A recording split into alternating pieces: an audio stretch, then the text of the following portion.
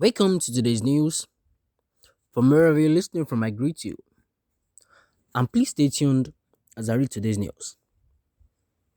The headline says Bishop Kukah should learn from Obadiah Mailafia, who died after many visitations by secret police, DSS, Southern Kaduna Union. Recall that Kukah had criticized President Muhammadu Buhari over the widespread insecurity bewildering Nigeria, particularly in the north. The Southern Kaduna People's Union,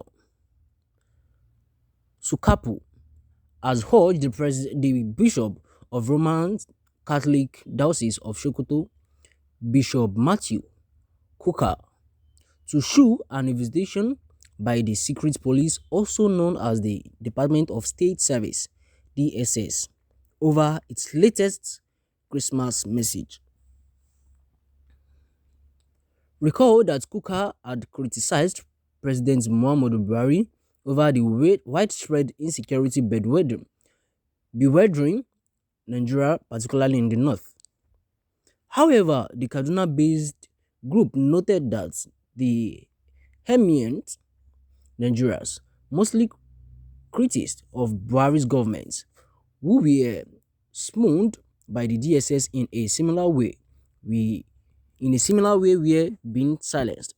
The national youth leader of Sokapu, Isaac John Sajay, in a statement on Monday while reacting to the investigation, described in a plot to determinate him over his remark in recent time. Following this, Sokapu youth advised Kuka not to honor the purported invitation, saying that some Nigeria had fallen victim to such invitation.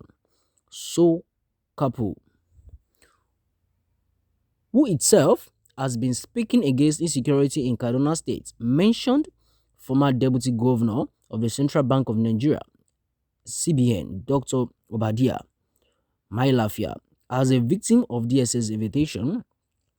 It's observed how the operation is recent times extended invitation to some people who had at one time or the other accepted invitation, particularly persons considered to be critical of the nepotistics and clandestine leadership style of the Buhari administration.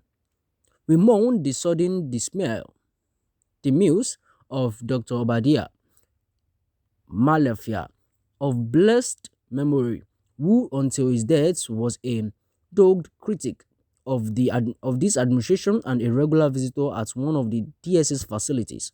The statement said, according to the statement, without ruling out any any possibility of harm, it's considered the visitation of Bishop Kukah by the DSS a scheme devised to silence him by all means.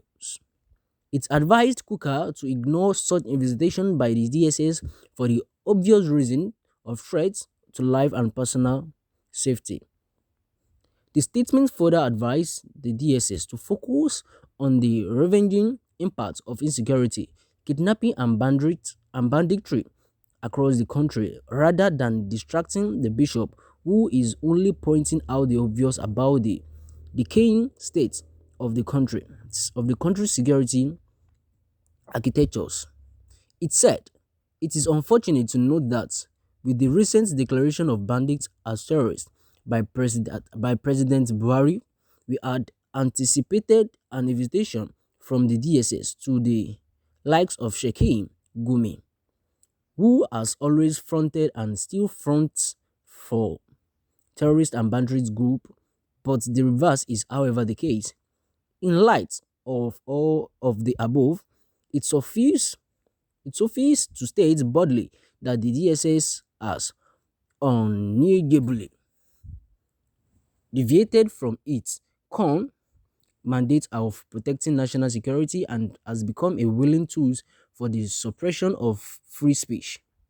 It further called for an independent investigation into the activities of DSS with a view to making the institution and its mode of operation in line with global test practice.